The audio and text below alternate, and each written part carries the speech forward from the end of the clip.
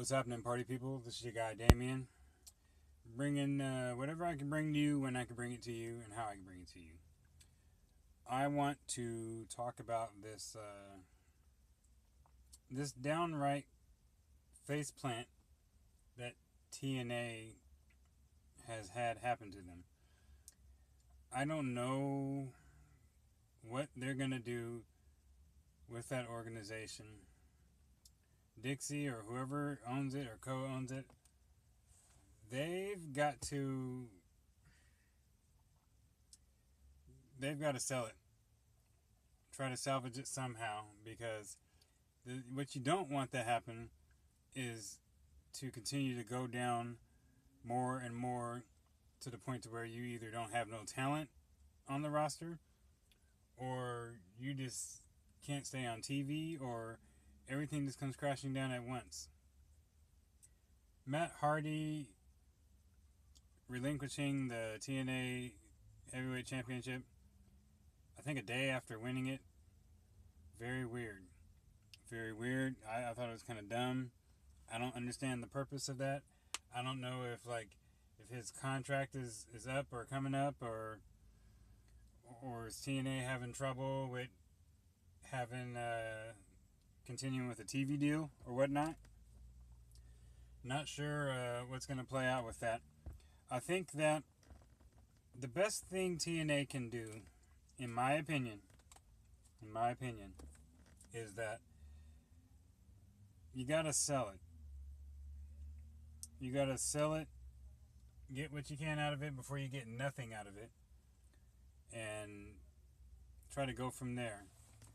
Their roster, I don't think, is, they got a pretty decent size, I don't think. I think their roster is pretty small, but it's just more of, you've got to save face. I mean, if you got to sell the company rather than the company falling on its face and going nowhere and such, it is what it is.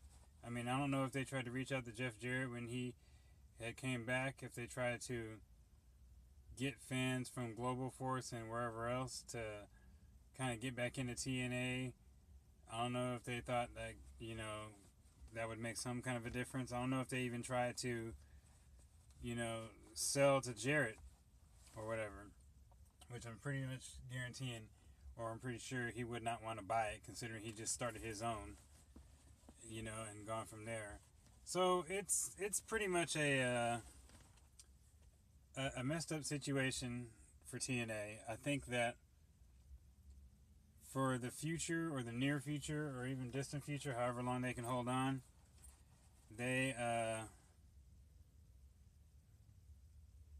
it's just done for them.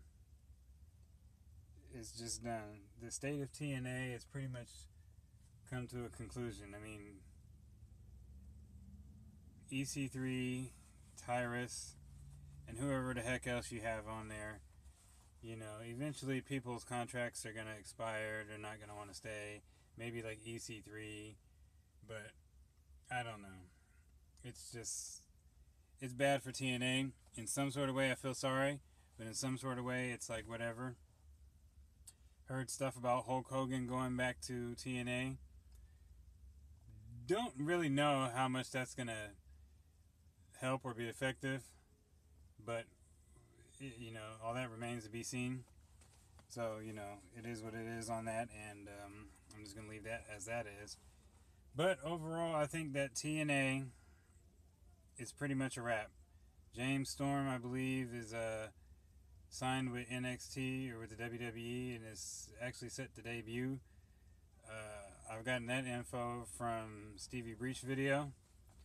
I think that, it's pretty much a done deal as far as and once some of these other TNA talents, once they start seeing okay, well, Storm went over there, Joe went over there, they're doing pretty good over there, they're having a good time, they're making some money, they're blah blah blah, stuff like that. Maybe somebody else may want to try to make that jump over. Probably won't see nobody like Tyrus / Brodus Clay go back over there unless, they have a real sit down, a little heart to heart, and get that figured out. But other than that, probably won't see that happening.